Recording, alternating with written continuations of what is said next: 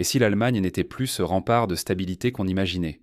En quelques mois, des événements inattendus ont secoué le pays. Des tempêtes hivernales d'une rare intensité ont paralysé plusieurs régions, causant des victimes et révélant la fragilité des infrastructures face à la météo extrême. En parallèle, le débat sur la conscription refait surface. Certains réclament le retour du service militaire obligatoire, divisant famille et politique. Le budget national est sous pression. Près de la moitié des ressources va à la protection sociale, soulevant des doutes sur la viabilité du modèle allemand. Même le quotidien en pâtit, comme à Cologne-Bonne, où 2 voyageurs ont tenté de forcer l'embarquement d'un avion déjà en mouvement, signe d'un climat tendu et imprévisible. L'inquiétude grandit. L'avenir semble soudain incertain. Rester spectateur, c'est risquer de voir notre sécurité et notre avenir collectif s'effriter. Mais pourquoi ces chocs frappent-ils si fort l'opinion allemande? Pour le comprendre, il faut revenir aux causes profondes et aux réactions qu'elles suscitent. Chaque événement révèle des fissures dans un modèle qu'on croyait solide. Derrière chaque fait divers, c'est un pays qui saisit sa vulnérabilité. Récemment, l'Allemagne a subi une vague d'intempéries brutales. La neige a soudainement recouvert des régions entières, causant inondations et accidents mortels.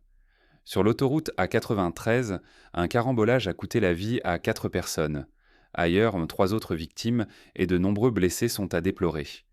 Les services météorologiques alertent, d'autres tempêtes menacent, avec risque de verglas et de coupures de circulation, surtout dans le sud et le sud-est. Des millions d'habitants voient là leur quotidien bouleversé, chacun tentant de s'adapter à cette nouvelle réalité. Pourtant, la vie continue. Les débats politiques restent vifs et la société tente d'aller de l'avant, consciente que négliger ces signaux serait dangereux. Mais les catastrophes naturelles ne sont qu'une facette des défis qui secouent partout le pays. D'autres tensions inattendues émergent. Et si la défense devenait l'affaire de tous, femmes incluses? En Allemagne, la conscription revient dans le débat. Marie-Agnès Strack-Zimmermann, députée européenne, veut l'ouvrir aux femmes sur la base du volontariat. Défendre le pays ne doit plus être réservé aux hommes ni imposé à tous. Elle propose aussi d'intégrer des parcours militaires dès le lycée ou l'université. Diplômes, bourses, expériences concrètes. L'objectif? Moderniser et rendre l'armée attractive par conviction. Autre idée, créer une académie militaire inspirée du modèle israélien qui fusionnerait éducation, entraînement et nouvelles technologies comme la cybersécurité ou l'intelligence artificielle.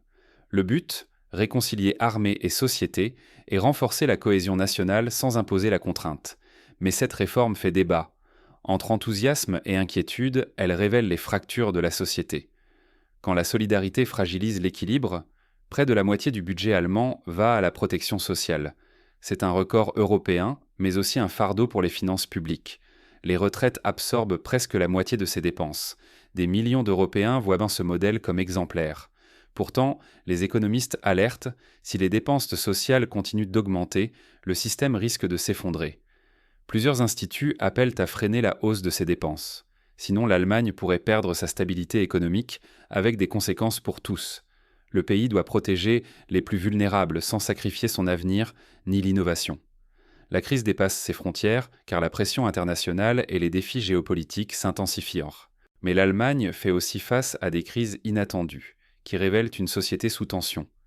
Tandis que l'intérieur vacille, le pays doit affirmer sa voix sur la scène mondiale.